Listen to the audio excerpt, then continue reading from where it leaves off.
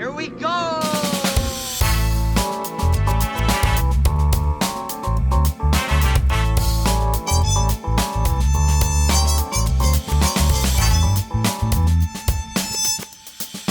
What's our seat number? Deleted. Guillermo Del Toro on AI. Yeah, I saw that. He says, AI, particularly generative AI, I'm not interested, nor will I ever be interested. I'm 61, and I hope to be able to remain uninterested in using it at all until I croak. And he added, the other day somebody wrote me an email and said, what is your stance on AI? And my answer was very short. I said, I'd rather die. Del Toro then went on to draw a comparison between the arrogance of Victor Frankenstein and those pushing for generative AI. Basically, for somebody who literally handcrafts his movies, I think that's a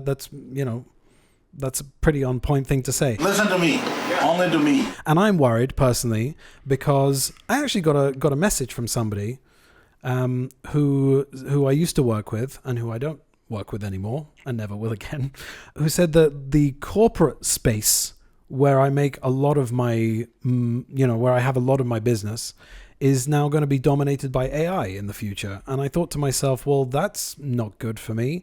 I also don't believe that that's necessarily going to be true because people still need to represent their businesses personally. And if they sort of have like AI generated avatars and like AI generated environments and whatever, then it's not a proper representation of their business. But like, it is the kind of thing that makes people like me go, oh. I don't want to be one of those people who goes, it's a fad, it will pass, right? Because the technology's out there and it's going to be incorporated into what we're doing day by day, right? I do use certain tools, but it has to be used as a tool. Yeah, it has to be used as a tool, and it has to be used, sparingly. I think that there's two things to talk about, right? Mm-hmm. There's the fact that you have the people who look at it as the magic button or magic bullet, right? Right. My boss thinks that, everything takes too long. And, right. The AI can, he doesn't see the difference between what I do and what AI does, right? And to the untrained eye, maybe, right? I think that there are many people who they don't have a trained eye and they can go, this looks better, We've got a mall down the road and all of the sort of poster art is AI. And there are like kids with 7 fingers, 7 digits on fingers and toes. And that's nothing new. That's not. It's also not that hard to fix that nowadays. And the people who allow that into the mall as a advert are just the people who are like, oh, it's a magic button and we don't care. Yeah.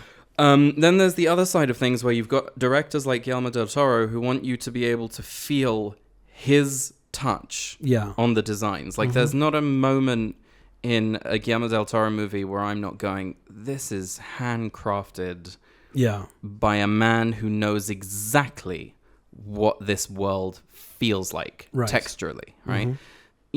I think that he's right, but he's also a dying breed. I was watching an interview with Jamila Jamil, and she was talking about how nowadays writing in TV shows has been dumbed down so that people can follow it while they're on their phones. Meaning the writing it's like catering to stupid. Yeah. I'm watching Stranger Things with Shosh, and she's seen it, before, but I will go, Stranger Things, put the phone down. Right. It's like I'm not on my phone, she's not on her phone. Sometimes she's on her phone and I snap at her. Yeah. I love you, but fuck. It's just one of those things where I feel like if you have to cater to stupid, then stupid is going to be the baseline. And it's the same thing with AI. If stupid people go, oh, this is the solution to everything, then that's going to be the baseline. Right. Someone like Guillermo Del Toro, who cares about the texture of their films and cares about the lived-in feel of it and how everything is tangible, is not the norm. And that's what makes him special. And that's why watching his movies is not only a delight because his movies are fantastic, but also a visual feast. Yeah, apparently Frankenstein is spectacular. I got to go see that in the cinema. I'm so itching to see it. I don't think it's getting a cinema release. It's coming out on Netflix, at least not here. Anyway. That's a shame. Yeah. Drew Struzan, legendary Star Wars and Blade Runner poster artist, has died age 78. I saw that and that just made me sad. Yeah. He's a big chunk of my childhood. Everything. Mine too. I've got posters on the wall. See, that's another thing. That's what gets up my butt. When you watch videos videos of how he worked and the way that he approaches his art and the way he thinks about it and interviews it and whatever, which is what I was doing, the last week or so. It's like AI doesn't do that. Yeah, AI can't live and breathe like he does.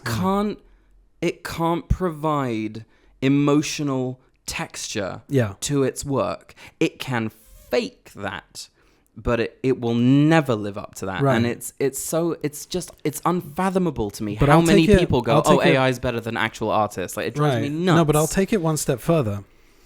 In that movie posters have not been the same since Photoshop.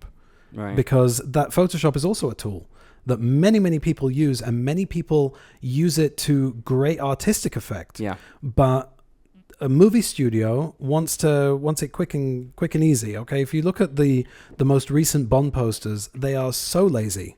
Yeah. And then you look at a fan who did an Octopussy style poster for No Time to Die, and it's better than anything that's come out since Casino Royale or since Die Another Day. Yeah. I mean, when was the last great Bond poster? GoldenEye? If that. I mean, the GoldenEye poster is also not like... I'll tell you one of my favorite James Bond posters is The Living Daylights. Yeah. And it's drawn. It's an artist drew it, and it is Timothy Dalton in the middle. There's a gun barrel. There's blood dribbling down, and all of the various like action sequences around it.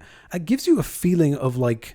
Of movement, of life, of excitement, of I have to see this, I have to, it's like it almost surpasses the promise of the movie itself. Of it, but that's the thing, right? Yeah. These posters are promotional. They are marketing. They are to ignite your senses and your imagination. And as a child, to say that you were a fan of James Bond films is... an understatement, to say the least. This You Only Live Twice poster. It was massive, and it was on my ceiling in my bedroom as a kid. That poster. Yeah, and it's just like every single hand painted poster, the craft that goes into these things. I know that studios want things to go quicker. I want things to go quicker. It's very frustrating when you're working on a model or you're working on something and you're trying so hard to crack the why doesn't this look good yet? Right. And if only there was a magic button that made you better and got you there faster, there isn't. Yeah. There's an illusion of a button, and it's not very good. Right.